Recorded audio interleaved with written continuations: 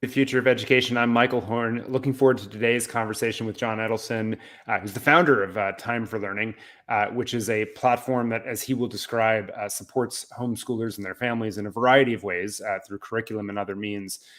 But really, John reached out to me and had some provocative ideas, I think, about the future of homeschooling and schooling more broadly that connect in some interesting ways. And we wanted to have a time to dig into that and unpack just what we're learning from the last couple years of people who have maybe come to homeschooling not expecting to, and are in many cases at the moment staying. And it looks like it could be a much more durable, significant part of our education world going forward. And I wanted to learn from John in this conversation. So with that, I will bring John up to the metaphorical virtual stage, whatever we call it these days. It's good to see you, John. Thanks for joining me.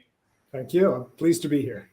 Yeah, and if folks who tune in have questions, comments, drop them into the chat. I'll do my best to either fire them up on the screen or pose questions to John. But John, I wanted to start where I just mentioned in the introduction, which is obviously, Time for Learning has been supporting homeschooling families since 2004, I believe you founded it. And obviously, the numbers of families who are homeschooling jumped significantly as COVID hit. I think a lot of people said, okay, schools reopened, people rush back to schooling. It's not quite happened that way. And I'm curious, what are you taking from this moment? What do you think the future of homeschooling will look like? And as we draw into it, we can ask, what are the broader lessons that we take from that? Okay, thanks, Michael. It's great to be here. Let me tell everybody that I'm here because I'm actually a fan. I think a lot about the future of education. I was actually following his videos for a while, and then I thought, gosh, I probably should participate in the discussion, so that's why I'm here. And I'm glad you did. Time for Learning has been helping homeschoolers and families that do education at home since 2004. And what's striking is how much the pattern repeats itself over and over again. Early on, it was just a startup, and I was not only the president of the company and the investor, I was also customer support. So I spent the first 2 or 3 years talking to customers. They would call up with a problem with a password or any of the things people call customer support for.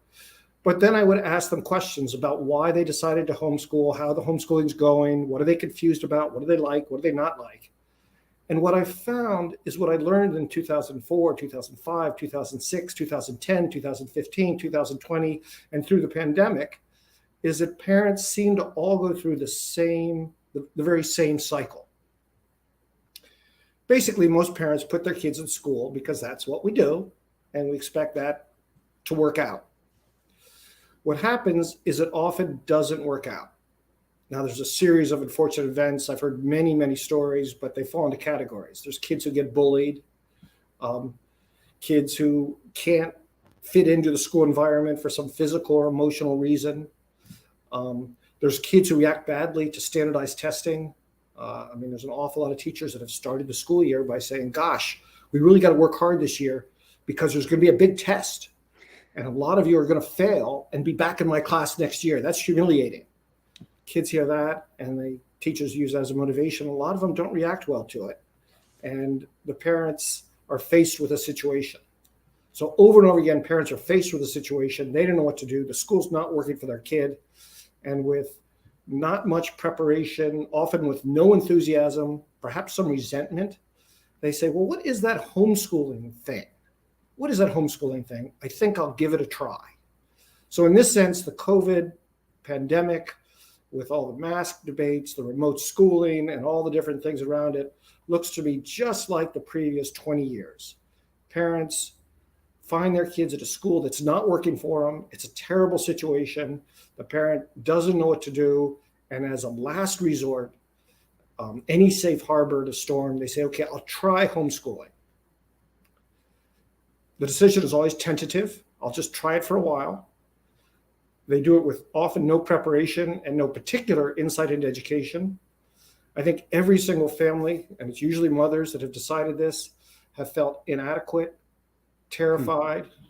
They say things like, I never really understood math very well myself. How could I teach it?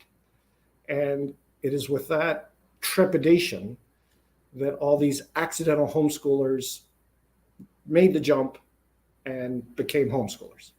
It's interesting, John, just to stay on that for a moment, because the anxiety you're describing that they have sounds high, right? And in many ways, this mirrors our research about why people make a switch. Is there's a push, something's not good. That describes the bullying, the testing, not feeling success, not being in an environment conducive to succeeding.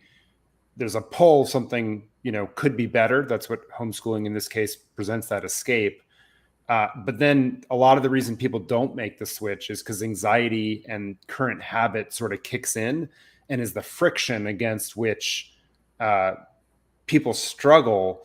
In your case, you get to see them on the other side of that struggle. So once they make that switch and either come to terms with the fact that maybe math wasn't their thing or whatever it might be, what do you see on the other side then?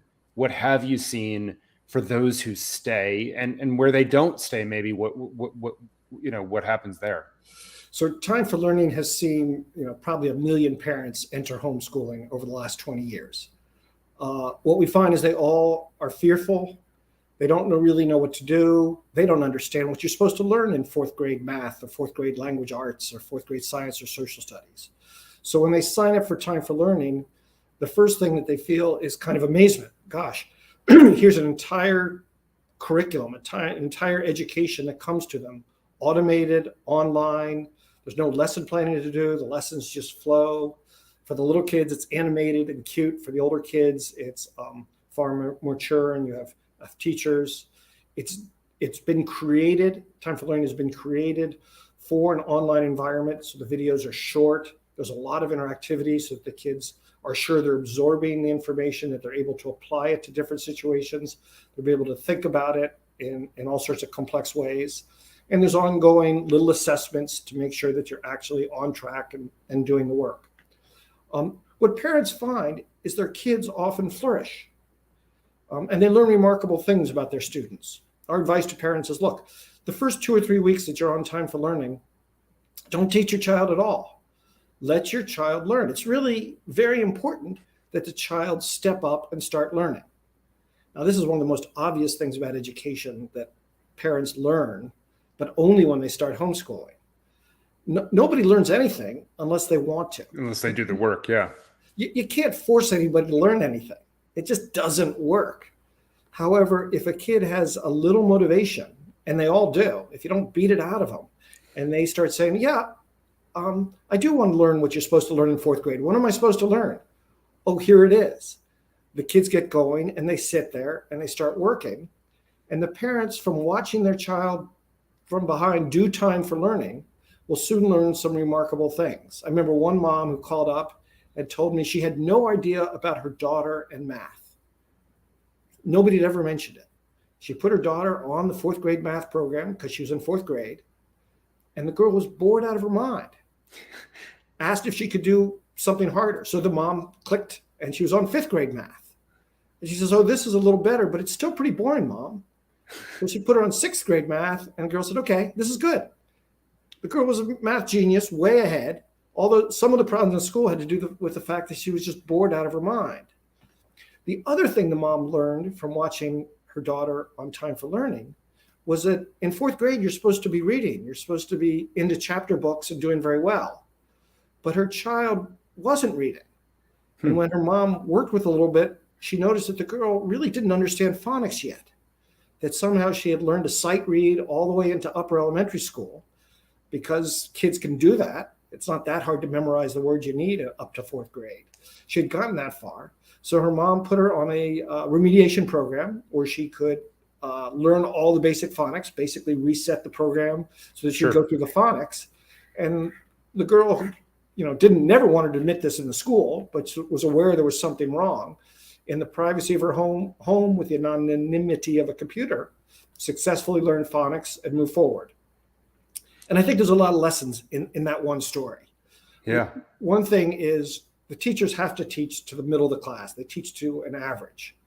But that doesn't fit a single student. Every single student is somewhere on one side of the average. You're either bored because it's going too slow in this subject, or you're freaked, discouraged, and depressed because it's going too fast for you in that subject.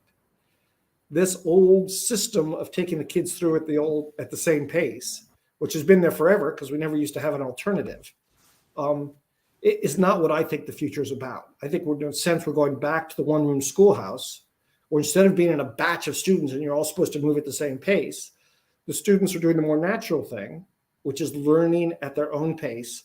And the basic technology of something like time for learning, where the students can repeat a class or jump forward, repeat a lesson till they get it, is magic for many kids to flourish as students.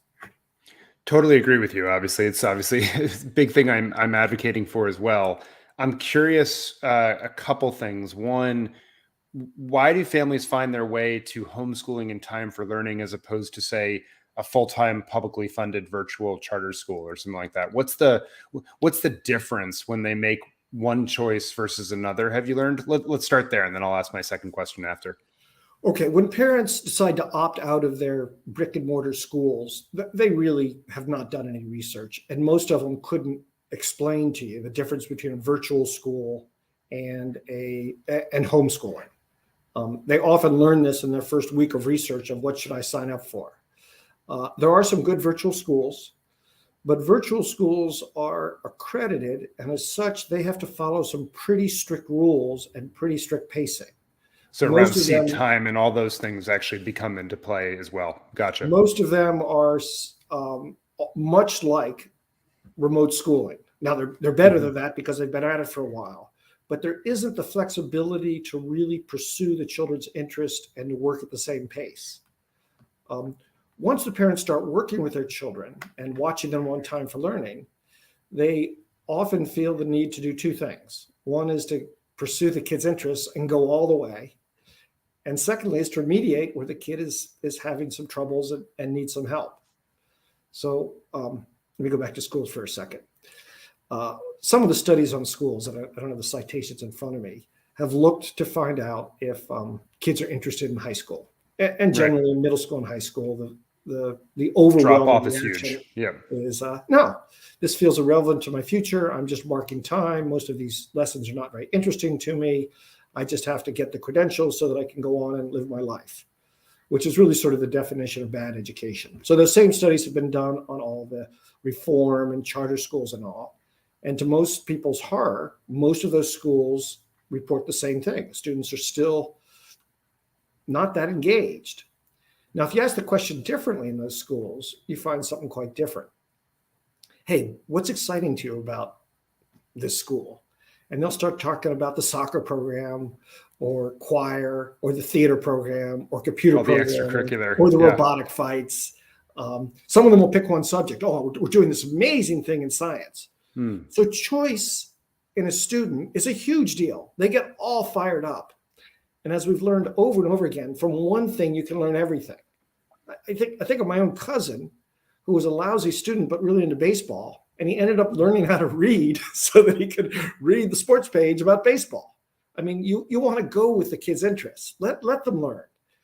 You're not trying to be well balanced. You're trying to find some segment of interest, some vein of interest, some real fire. And from that, the kid will naturally learn an awful lot of things. And that's one of the things that's fun about homeschooling, that in schools they have an awful hard time. That you can pull on that thread, for each individual. So let's shift a little bit then. You've seen this story play out. A lot of these parents become durable, homeschooling families, right? As they've gone through this sort of realization, right, about how schools actually work and how that conflicts with how individuals in fact learn. They stay. What are you learning? Obviously one of the barriers historically to many more people homeschooling or choosing these sorts of pathways have been the familial supports that they need around them, or the structure during the day, childcare, whatever, you can name it.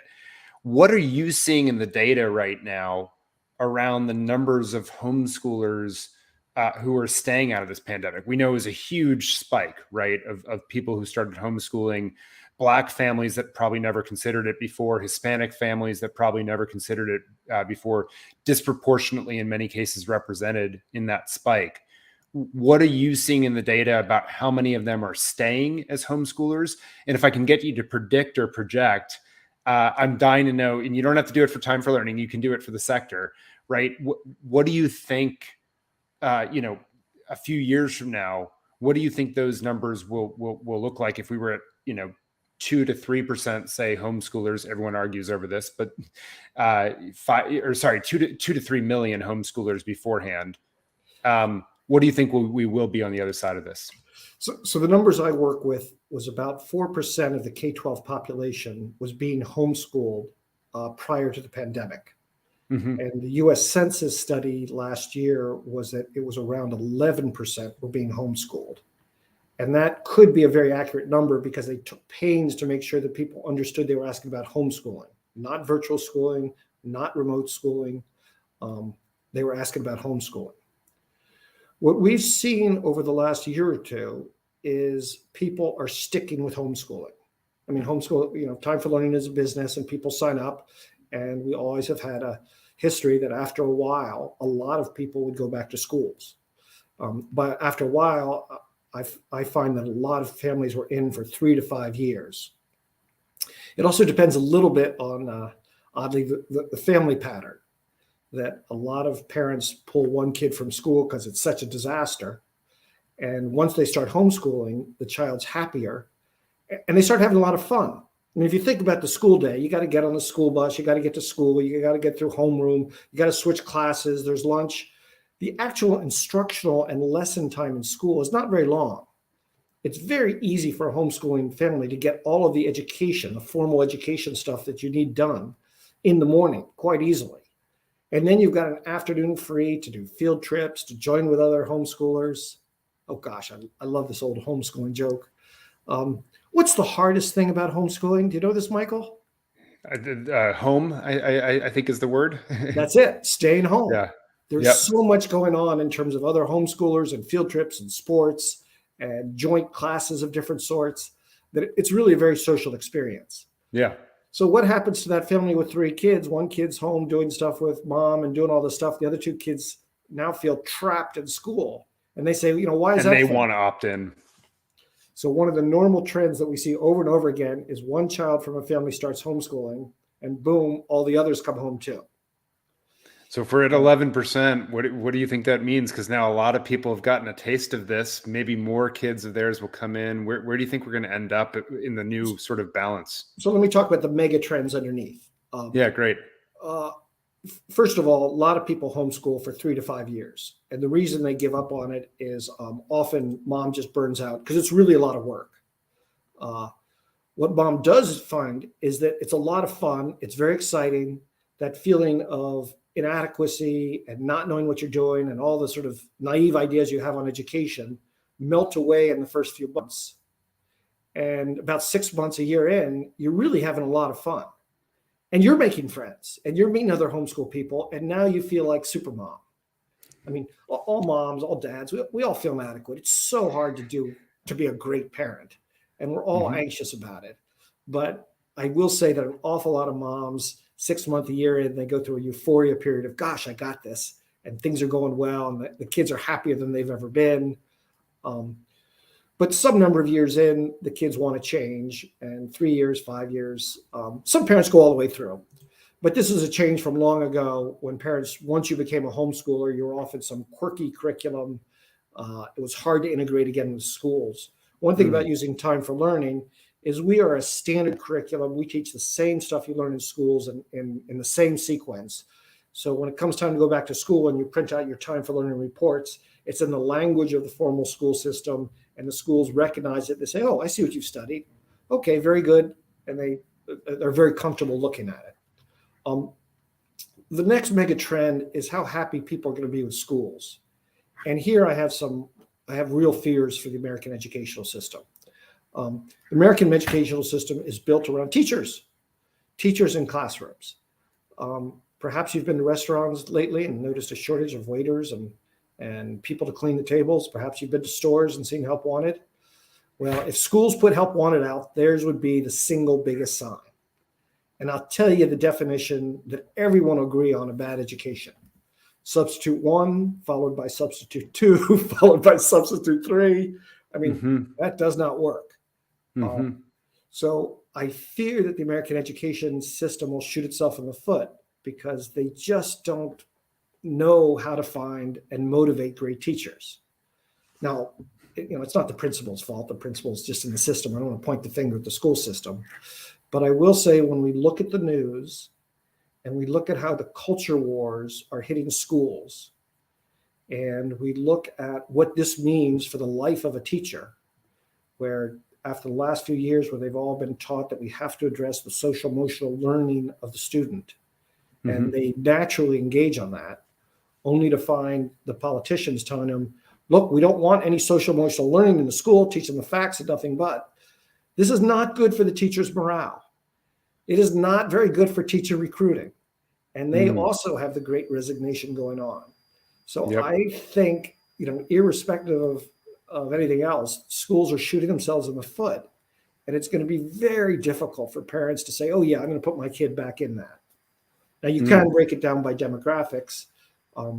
Black families, African-American families, which traditionally did not homeschool, shifted to homeschooling big time in the last 2 or 3 years and have found it very refreshing.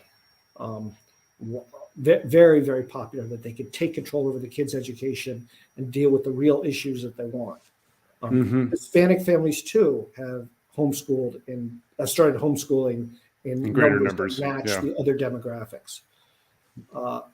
Other trends are, by now, every college in the country has gotten very skillful at evaluating homeschooled students and deciding whether they're up to snuff or not, and they accept them in proportionate numbers. Employers, too, now know how to look at a resume with homeschooling on it and what to expect. So I think all the trends are in favor of homeschooling. The other thing is, when Time for Learning was introduced, we were the only automated curriculum that was true multimedia and a real experience for the student. We've attracted a lot of competitors. We've been very successful. The $20 a month model, that's roughly the price, has been really popular with homeschoolers, and all the value-added wraparound services so that the parents don't feel alone have been fantastic. We've attracted a lot of competitors, and it keeps us on our toes. We keep moving forward, trying to be 2-3 steps better than everybody else. But as better and better materials become available to homeschoolers, and there's more and more communities and more ways to work with other students, I predict it'll that keep fuels. Yeah. Well, so let me ask you this question then. Bob, one of our listeners asked, are there trends between primary and intermediate grades, middle school and high school students joining homeschool? Do you see this cutting any different ways based on age of the student? I will tell you one difference. When parents are educating their younger children, they're incredibly idealistic. They are absolutely want to teach the kid to love learning. They're not drilling them on state capitals. They're teaching them to ask really interesting questions. The fact is, high school is different in that it is both a process of getting credentials to get into whatever you want to do next, as well as education. And the homeschoolers understand this, and we work with them on it, that you don't just go to high school. You go to high school to get someplace. And that makes it very different than the elementary and middle school grades. High school does require a fair amount of expertise, and while our online courses provide a lot of it, they tend to be a lot more being done with co-ops. And the biggest trend is in high school, a lot of parents take advantage of the opportunity to enroll their kid in a local community college, which is generally free or very low cost. And the kids make the point of getting straight A's at college level courses, which will help them get into a competitive college if that's where they're headed. So those are some of the differences that we see. No, that's super helpful. So last question as we wrap up here, which is, you are in conversation, the folks you work with are in conversation with these families constantly. If we think about the greater evolution of schools, you've already stated some priors that I hope come true around varying of, the personalization of pace and so forth, right? And following passion and interest and things of that nature and pulling on those strings for individuals. Are there other things that we ought to learn from those who have homeschooled successfully, and that you think maybe will inform the broader set of options and system itself, that we might see some evolution over the years ahead? Yeah, so high schools have tried to reform themselves dramatically in the U.S., And I think in some ways they've done a good job. The vanilla high school is almost gone. When you get to a high school, you choose whether to enroll in the health academy or the IB program or the robotics computer programming. They've already tried to make this very vertical. The problem has been staffing it and doing a lot of these things. I think they learned a lot of this from homeschooling, and I think formal education does have a lot to learn from homeschooling. In terms of what the future systems will be like, let me share an observation. In any conversation, everybody seems to agree that the American educational system is badly broken. 100% consensus. However, trying to get 2 to 3 people of any ilk to agree on what direction we should go, it's a nightmare. Mm-hmm. One of the underlying problems is a total lack of consensus and not much understanding of what education is really like. There's an enormous amount of harking back to a mythical history of when education was whatever it was. But it, of course, has nothing to do with what kids are like today, what careers are like today, what skills people actually need to survive in the world today. I mean, we're not preparing people to go for a career of 40 years with the same company. People are going to be bouncing around, and your need to be able to be a self-learner as an adult is so huge that that's perhaps the single biggest thing we should be teaching to kids. Where do they learn that today? They learn it in homeschooling, where the kids are basically given a lot of agency, and they get to buy in on their education. So I would sort of predict that we all know that choice is important. Homeschooling is the one place where this is done best. In terms of how the schools are going to change, to be honest, I'm a little pessimistic. I've been reading the news the last few weeks, and they're going in the wrong direction in so many ways. But we'll reverse, and things will upbeat. In the meantime, homeschooling is legal in all 50 states. It's terrifying to take the jump. Once you make the jump, there's a terribly large number of choices. I would suggest, of course, start with time for learning. All 4 subjects in a package, easy to use, watch your kid learn. Then a few weeks in, you'll know where you want to supplement and whatnot, and the kids' interests will start to express themselves. Stick with it as long as you can. Work with the other people. In terms of how the educational system will evolve, this is a big topic, maybe for another day. But I think there's a lot to be learned from the success of homeschooling, where the role of the parent is a mentor and an orchestrator of resources. And the school model, where you've got a teacher who's the sage on the stage and the embodiment of all the knowledge, and they're transferred to the student, that's a little passé. There's such good learning tools that when schools take advantage of these, the role of the teacher can change. And I'd love to see that on a large scale. Well, amen to that. And John, thanks for joining us. Thanks for the work you're doing with families and Time for Learning. You can check it out. The name is right there below, Time for Learning, the number 4, and all together is one word. But John, appreciate you coming into the conversation and reaching out so we could have this conversation live in front of folks. And for all those tuning in, thank you. If you like this content, give us a thumbs up so we can have more of it, and appreciate it so much. And we'll see you next time. Michael, thank you very much. Great work you're doing. Well, thank you.